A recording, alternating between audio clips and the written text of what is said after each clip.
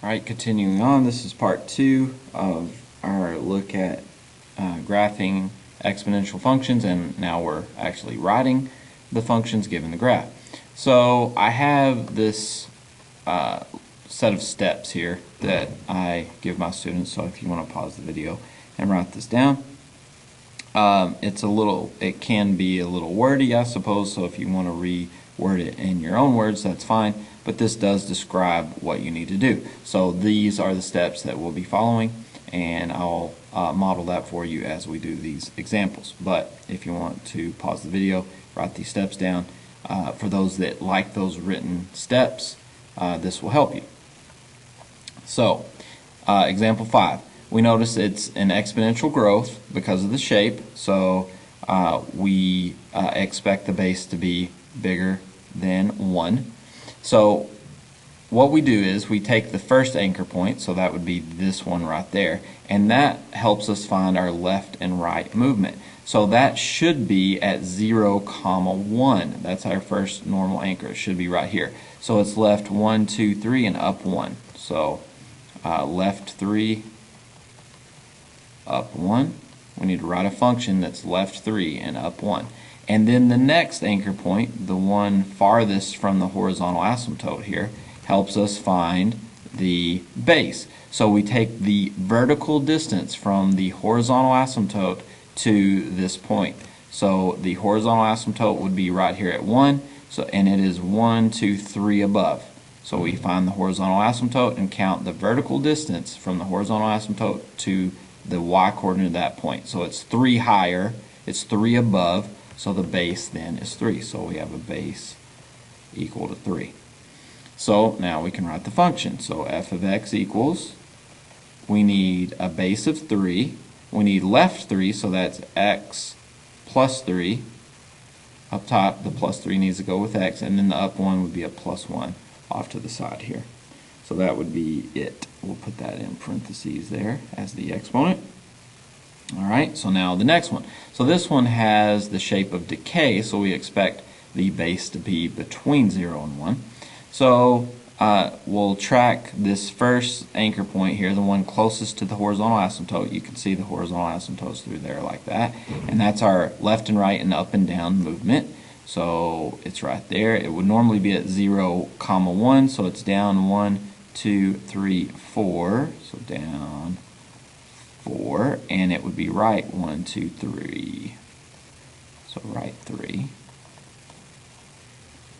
Okay, and now we find the next perfect anchor point, so that would be this one right there, and measure its vertical distance from the horizontal asymptote, and it gives us the reciprocal of the base.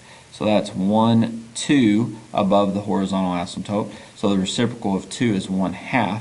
So the base is 1/2. So we're going to write a function, down 4, right 3, base of 1/2. So it's f of x equals base 1/2 raised to the x power, and right 3 would be subtract 3 there in parentheses, and then down 4 would be a minus 4 out here to the side. So 1/2 raised to the x minus 3 power, minus 4 for that one. So if you need to rewind that and slide it back and watch it again to see the steps, go ahead, and I have given you the written steps here as well. So it takes a little practice to get those steps down, but once you follow those basic steps, these are pretty straightforward. If you don't have steps, they can be pretty difficult. So let's look at the next part here, a special exponential parent function with base of e. So the base is larger than 1, obviously, so it's going to have the exponential growth shape, and it follows all the same rules. It still has the point 0, 1 and 1, base. So this time it has 0, 1, just like any other exponential growth, and it has 1, base. Well, the base here is approximately 2.718 because the value of e is approximately 2.718, so that's the only difference. 1, base, same as always, but the base here, e, is approximately 2.718, still has a horizontal asymptote of y equals 0 here. So Again, it's an exponential growth. The special part is the base is approximately 2.718. So 1 comma base becomes 1 comma approximately 2.718. Okay? So let's move on to the next few examples here. Okay, example 7 here says graph the transformation given by f of x equals e to the 5 minus x plus 2. So we want to fix that the way it's written so it looks like the others. So we'll have the negative out in front factored out, and we'll have x subtract 5 like this, and then the plus 2. So if we distribute that negative in, we get a negative x and a positive 5. That's exactly what they did here, but this format looks like what we're used to, so we can tell what's going on with the transformations. So the x's need to be opposite, so we'll make our table like we've been doing. What's happening to x, what's happening to y. So the x's are opposite because of that negative. They are right 5 because of the subtract 5. Remember, when you're with x, it's left and right opposite of the sign. Same way with every other function we've worked with. And then this plus 2 out here moves the y's up 2. So we'll stick with our procedure. We'll make our original table or old table and new table. I'm going to say old this time. So the old table would normally be 0, 1 and 1, approximately 2.718. Because the base is e is approximately 2.718, and the horizontal asymptote is y equals 0. So now the new table. So the x's are opposite, so the opposite of 0 is still 0. Right 5 takes us to positive 5. I'm actually going to do this in red. So positive 5 here. And the y value is up 2, so from 1 we go up 2, that takes us to 3. And then this point, let's address that. So opposite of this makes it negative 1, and then right 5 from negative 1 takes us to positive 4. And then the y coordinate is at 2.718, move it up 2, so that takes us to approximately 4.718.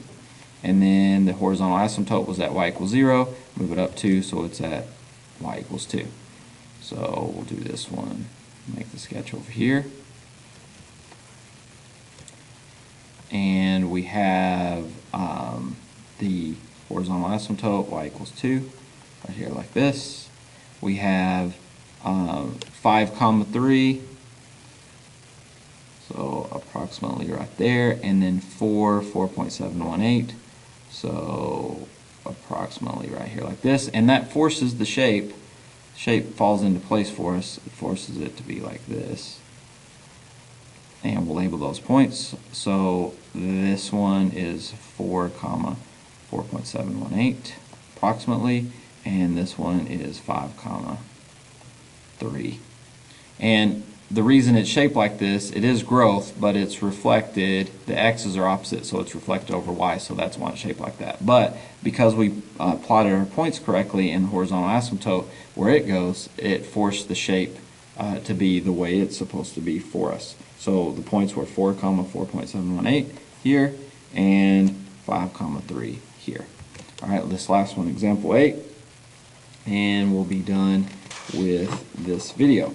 So example 8, write the function graphed above. So we'll do this the way we always do it. We start with this first point right here. This is our first anchor point that gives us left and right and up and down movement. So it would normally be right here at 0, 1. So it's moved left 1, 2, 3, 4. So left 4. And it's moved up 2. So that's our left and right and up and down movement. And then this point right here, this one, gives us the base. So it's an exponential growth shape, and that vertical distance from the horizontal asymptote is right here. It's 1, 2, and a little bit more. So they're showing us that that's a base of approximately 2.718. It's just a little above 2, but it's less than 3, so approximately 2.718. So in other words, that means a base of e. So we're going to write our function here.